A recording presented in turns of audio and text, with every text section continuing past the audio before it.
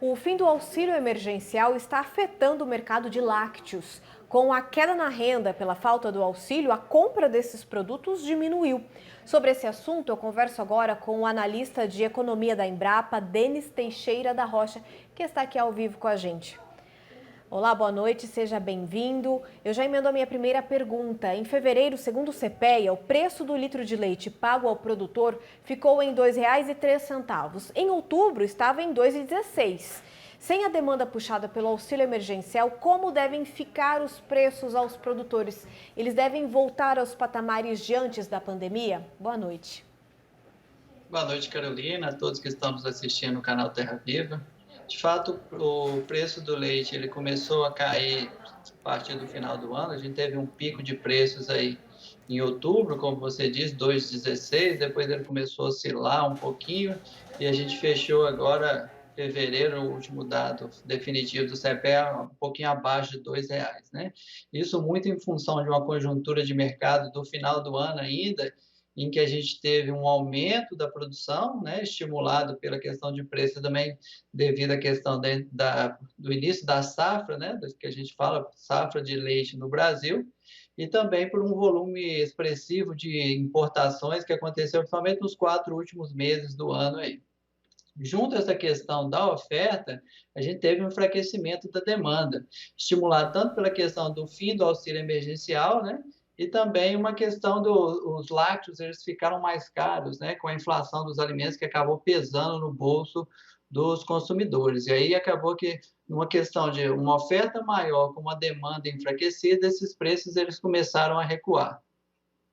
Certo. Agora, segundo a Embrapa, os custos de produção aumentaram quase 25% nos últimos 2 anos. Com isso, como deve ficar a rentabilidade do produtor? Custos maiores e essa demanda diminuindo? De fato, o produtor tem enfrentado um cenário de custos aí desafiador, que começou desde ainda do final de 2019, esse custo ele começa a acelerar, e a gente tem um aumento mais expressivo ainda a partir do final do ano passado. Então, se a gente pegar só os últimos 12 meses, de janeiro de 2021, considerando janeiro do ano passado, a gente tem um aumento aí de 26% no custo de produção, puxado principalmente pela questão da alimentação concentrada, né?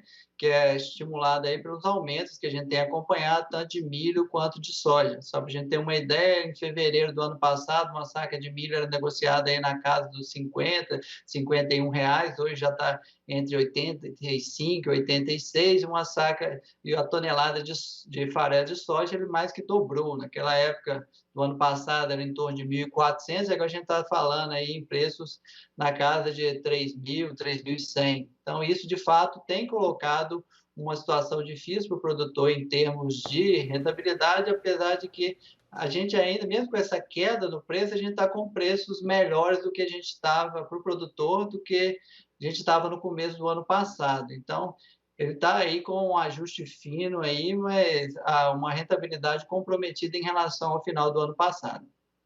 Certo. Agora, Denise, em janeiro, as importações de leite caíram 18% em relação a dezembro. Isso deve ajudar no mercado interno com a concorrência interna menor?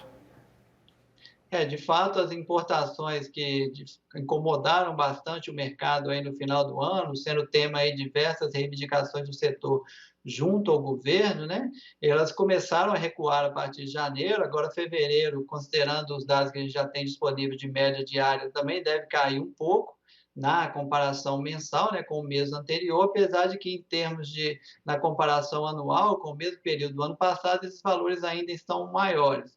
Mas se a gente considerar a questão dessa redução do preço interno do leite ao produtor e a valorização dos preços internacionais do leite, principalmente a notícia de ontem do leilão do GDT lá na Oceania, em que o preço do leite em pó integral ele explodiu com um aumento de 21%, superando aí os $4.300 por tonelada.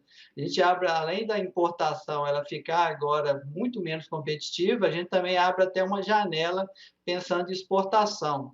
E isso acaba contribuindo aí para regularizar essa oferta no equilíbrio aí com a demanda para os próximos meses no mercado interno.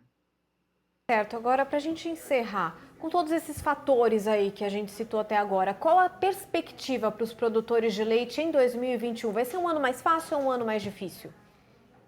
O ano ele começa bem complicado, né? A gente tinha uma expectativa melhor de superação da pandemia, né?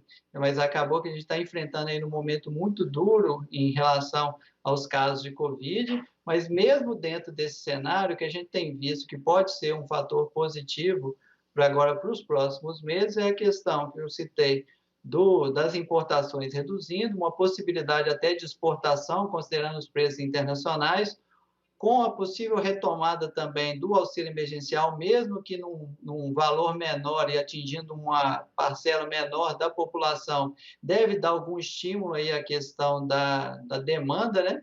E a gente também entra, a partir de agora, num período de entre-safra, né? A produção, naturalmente, ela reduz internamente, Perfeito. então isso deve dar um equilíbrio melhor ao mercado, dando um freio aí nessa queda de preço ao produtor e também até estimulando aí uma retomada desses preços, que é o que é sempre Certo. esperado nesse período de entre safra.